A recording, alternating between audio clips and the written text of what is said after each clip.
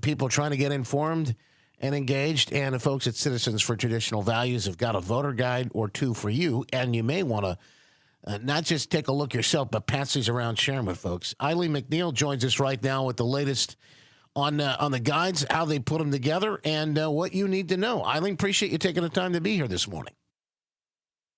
Thank you, Justin, for having me on. It's a great day.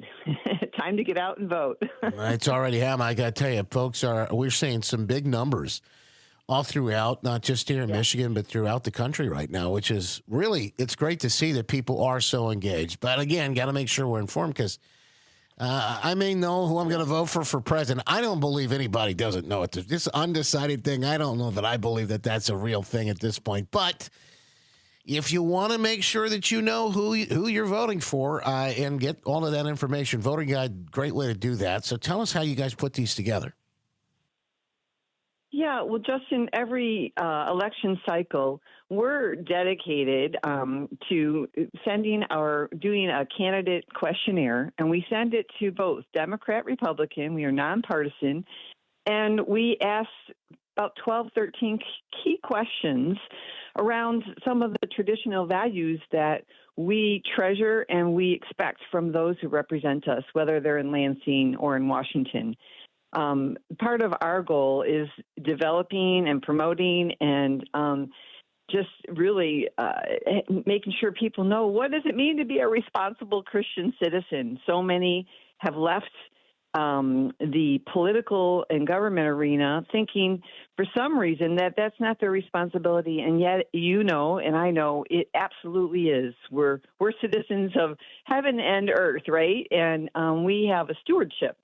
So in our stewardship, we create these voter guides, and we have a board that then does a endorsement, and we put them from the questionnaires. We do endorsements, and we put them in a voter guide, and we cover all the races from the state house to the State Board of Education, the Supreme Court, super important, the University of Michigan Regents, the Michigan State trustees, the Wayne State University governors. All of these people make decisions that impact us, whether it's our children or us directly. So we put them in our voter guides, and we develop these specifically so they can go into the churches. So I actually saw, I think it's probably one of your voter guides. In fact, this Sunday when I was in church, they had it at front desk, and people were handing them out and talking about some of this. And I looked at it, I thought, boy, that's such a great idea.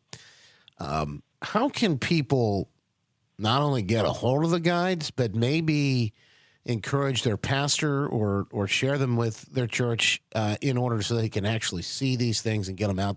Because one of the things that we know, Eileen, is that this election, there's never been, I think, a more critical election. But we've heard the stories in the last week or two about, sadly, the number of Christians who aren't just don't vote. And if they did, right, we could take the state back. We could take the country back, because we know that they would vote in a godly way. And this is such an important thing.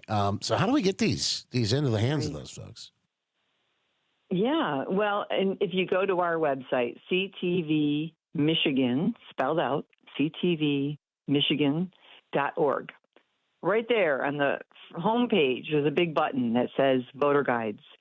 And if you click on that, it will take you right to all the voter guides we have developed. We encourage you to print them out yourselves. And then we have probably 12 areas in the state that we have field coordinators that we've already printed them at our expense. We never ask a pastor to print these because they've got enough on their plate. But we do want our pastors to take these voter guides and allow their members to get educated. So ctvmichigan.org, and then click on the voter guide button and contact us, because I have people in 12 different states, Wayne County, Oakland, areas, Oakland, Wayne, Kent, Ottawa, Allegan, Darien, Muskegon, and just contact us, and we will connect you to our field coordinators who have printed guides to get you. And please give them to your pastors. Encourage your pastors to give them out to the members. They are nonpartisan and they are comparative. And another thing, Justin, I really need our Christian members to look at endorsements and what those endorsements mean, because that will tell you a lot about a candidate.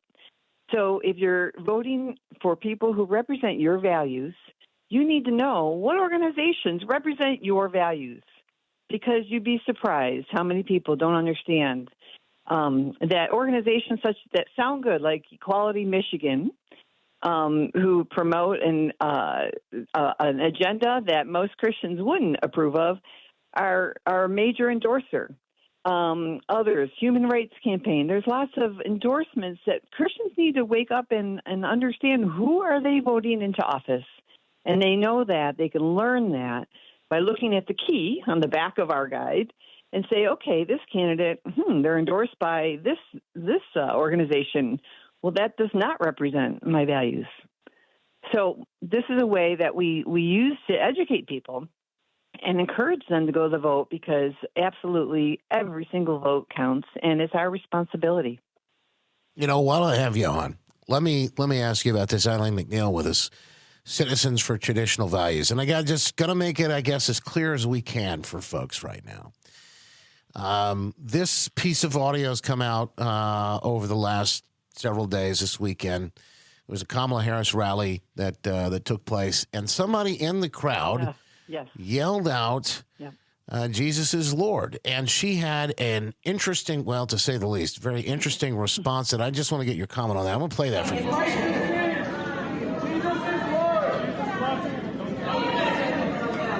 Oh, you guys are at the wrong rally.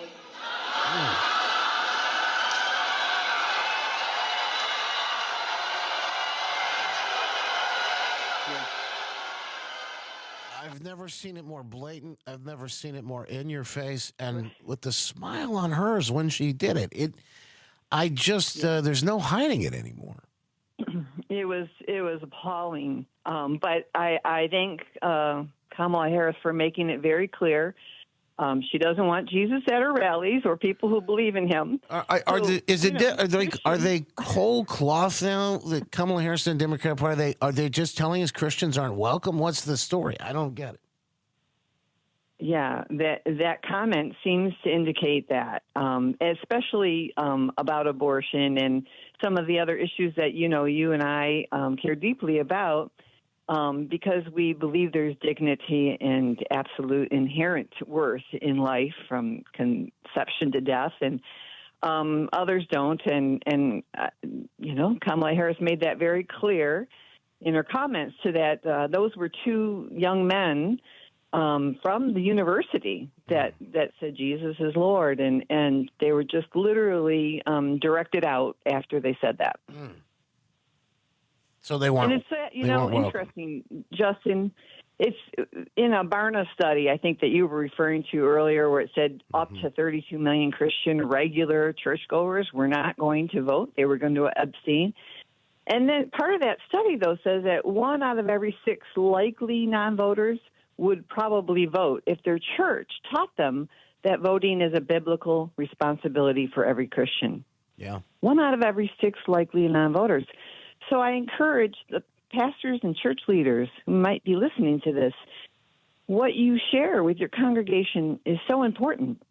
And this is not partisan. There are many, many things that pastors and leaders can do, churches can do, that are not illegal. There's many things. You can conduct voter guides. You can have candidates speak at your church services, which we saw the other day over the weekend.